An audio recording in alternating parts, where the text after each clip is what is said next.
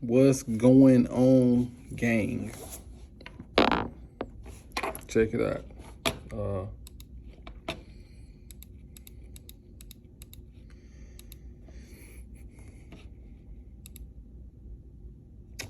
As you already know, Bearded Fisherman here. Checking in, man. Shout out to Fisherholics, man. Y'all can check him out on Instagram and YouTube, Fisherholics. Kind of inspired me to do what I'm doing now. He been doing it for a little while. Anyway, let's get to this. What I'm gonna bring to my channel also, something I'm just gonna add into. I didn't see nobody really doing it. Not even sure if people would be interested in doing it. But what I'm trying to put together is something, as in, you can say, not necessarily a podcast, but either I can have people call in or to call in or like kind of interview people, not even interview people, but talk to people about their fishing story. And then I mean like their one fishing story that just, you know, people always have fishing tales, fishing stories. Oh, the big one got away. You know what I mean? So if you know anybody, or if you seeing this and you interested in telling your story, I want to hear it, and I want to give you an opportunity to tell that story on my channel. We can set up a date, time. I can give you my information. You can subscribe to my channel. My email is in my channel. I can put my business phone number down at the bottom, and we can get your story told. Like I said, if you know somebody that got a story, you have your own story about the big one you did get that made you feel some type of way, or the one that got away that you seen, not the one that you didn't see, but the one you seen, you know, and you can tell your story. That's what I'm gonna try to bring. I don't know if nobody's doing that right now or not, or anybody tried to do it. It's a million fishermen in the world. More than that, but I'm just saying, anybody, no matter who you is, whatever. You got a fishing story that you want to tell, you got a fishing tale you want to tell, you got a fishing myth, whatever, just hit me up, get in contact with me, or give me your information, or send somebody to relay your information. We can either set up a phone interview and I can do it live, or we can go to Instagram with it and record it, or we can go to YouTube live and record it. But either way, I want to hear your story. Trying to think, do I have any fishing stories of my own? I done caught a lot of big fish, and I done lost a lot of big fish. Oh, I do got a fishing story. I got a fishing story. But with this one here, it's so crazy. And I know the guy, I can't think of his name right now, but I'm gonna tell you what happened. Okay, I'll be the first one to tell the story.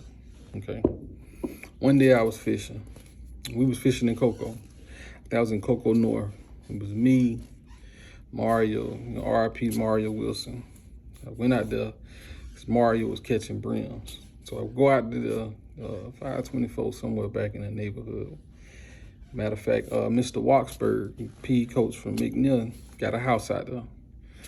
I think Twan Kears, a guy named Twan Kears, knows the area. But I'm out there with Mario, and I want to say RIP to Cleve Johnson, because he was there too. And both of them guys just passed recently. Prayers up still for the families. But anyway, we was catching brims on some dice ham. Brims like panfish, right? Bluegills, we was catching some nice ones on some dice ham. First time doing that with Mario. In this big lake, it was a lot of like blow ups. And what a blow up is, for somebody that don't know, it's like when fish be hitting on top of the water. Like someone come up and boosh, throw water, either chasing fish or chasing something. Could be anything on top of the water, running to the surface or crossing the surface, and they blow up on boosh, boosh. So we kept seeing that, like way out in the middle of one part of the lake, way out in the middle.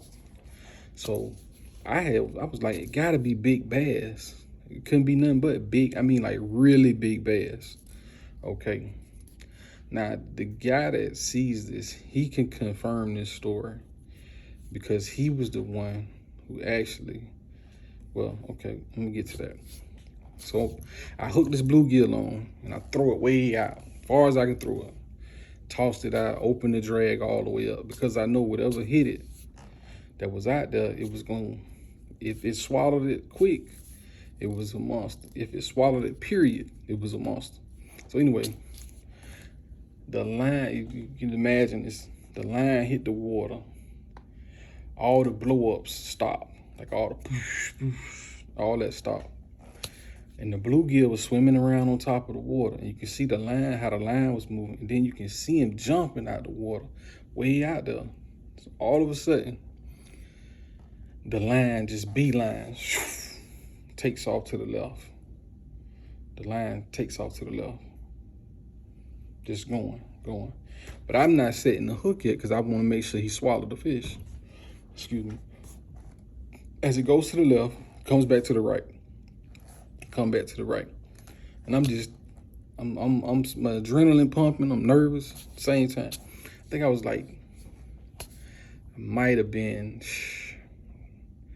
I was in high school. I had been like 17, 16, in between I was driving, so I had about 17, 18 years old, somewhere around that age. The fish was like beelining all around the lake, just going back and forth. And then so when I tighten the line up, I tighten the drag down. And then I set the hook, boom. So I set the hook on the fish. Once I set the hook on the fish like just like dove down. He must have went like to the bottom of the lake or something. And he wrapped around something. So whatever it was, probably a log more than anything. He wrapped around. The fish was stuck for a while, like a couple of minutes. Everybody, man, you might as well pop your line and just go ahead and move on. Pop your line, go on and move on. So I'm like, he gonna come out. In my mind, I was thinking he gonna come out. So boom, that happens.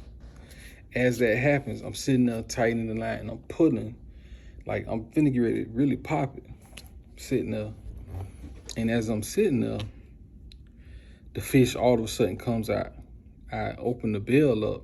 When I opened the bill, I flipped the bill on top and gave it some slack. And the fish came out of wherever he was at. He came out. Now the fight on, he running. So as this is going on, some people in a house seen what was going on, and they came outside to the back fence of the yard, and they was watching.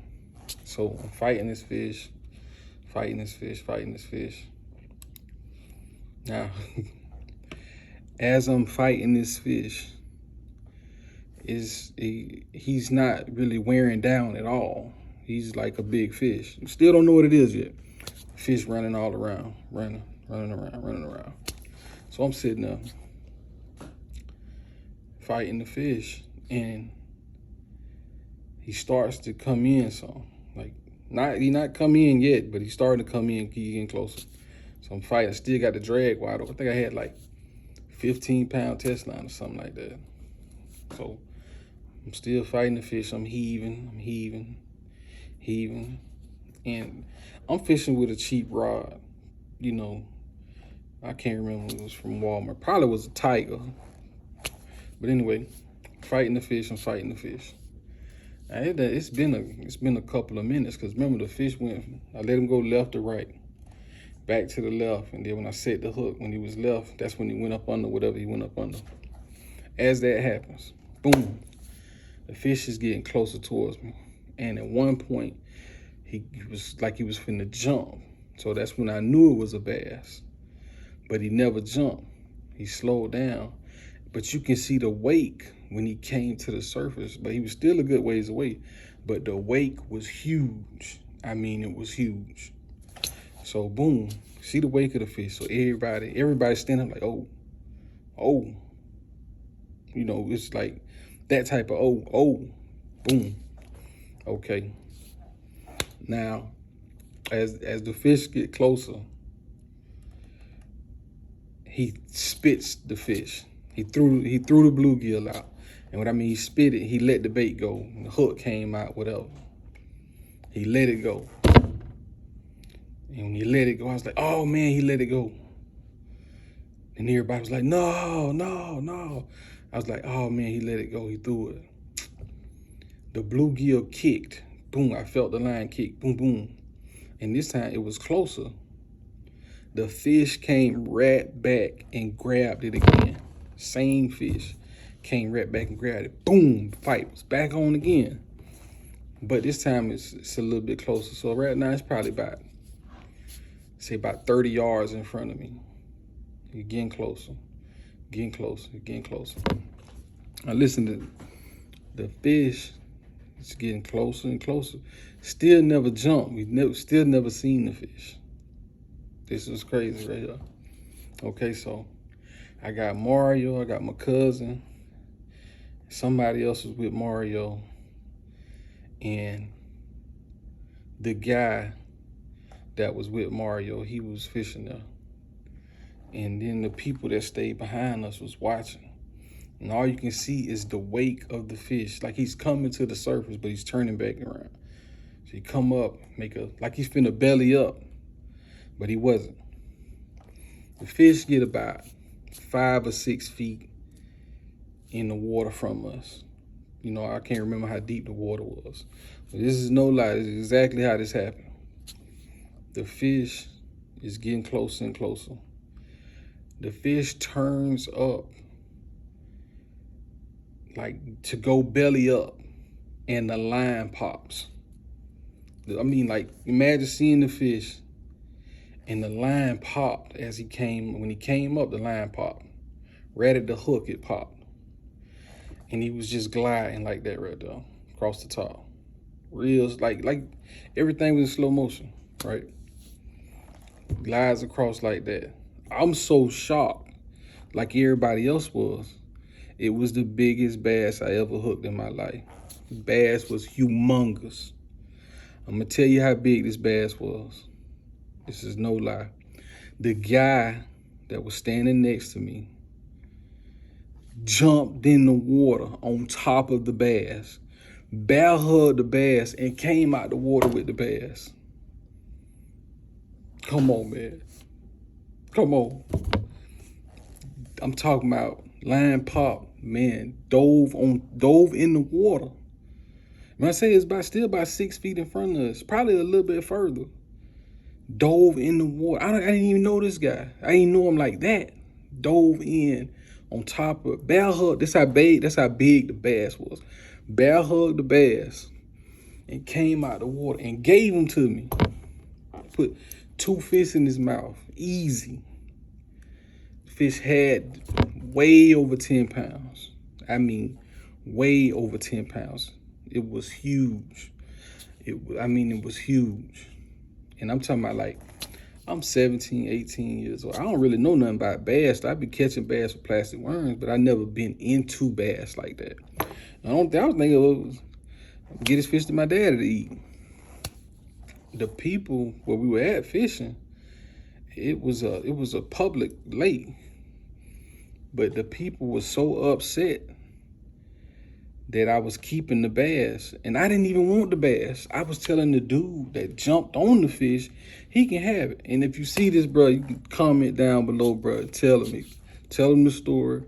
I told you, no, that's your fish. You can have that fish. I didn't even want the fish. I was like, nah, because it was an epic moment. You know what I mean? Like, it was a big moment. It was a huge moment. And I couldn't believe it, man. If anybody know, I'm gonna tell you who he is. Sharia Williams. I think it's her brother. If I'm not mistaken, it's her brother with the dreads. The man dove on top of the fish, bear hugged the fish. Just how big this bass was. I probably had a world record, a state record even. That's how big this bass was. It was huge. And I remember I had a picture of it because I was going to try and get it mounted back then. And I think my daddy was like, it ain't no mountain. It's going to be a mountain, all right. not on no wall. Might be a mountain in the toilet. And that was the biggest bass I ever participated in catching. And that's gonna be the first episode of Fishing Tales with Bearded Fisherman. That's what I think I'm gonna call this. Fishing Tales with Bearded Fisherman. If you know anybody that got a fishing story, got a fishing tale, we don't want no lies, but if you got a good one, you know, feel free, get in contact with me. Subscribe to the channel, like the channel, thumbs up the channel, thumbs up me, turn on post notifications so anytime I post a video, you'll get that bing bing and know I posted something. You know, stay tuned. And I try to, I'm gonna do every Sunday now when I drop a video instead of Monday, because I know Monday people be getting back in the rhythm and work. I'm just trying to get the channel noticed, get it more views, to get it to pick up. But like I said, that's what it's gonna be. I'm just trying something new right now with this. Not sure if it'll go anywhere. It was just an idea. You never know anything until you try something. You know, if you don't believe in it, who gonna believe in it? You know what I mean? So that's what I'm gonna do. And it's gonna be Fishing Tales with your boy Bearded Fisherman. And again, you can follow me on Instagram, Facebook, and I got the merch on the way. You know, I ran into a couple of complications with the merchandise. It's a whole, like I said, that's a whole loophole. But I know the game now. You can say that. You know, I'm starting now. I've only really been doing this about a month. 28 days, I think YouTube said. But it's a start. But anyway, like, subscribe, comment, man. Share it if you can. I really appreciate it. You know, we can both grow together watching this channel, man. I got some videos coming up with my kids involved because they love fishing. My son, die hard. But that's going to be it for the first episode, man. And y'all take care. Be good.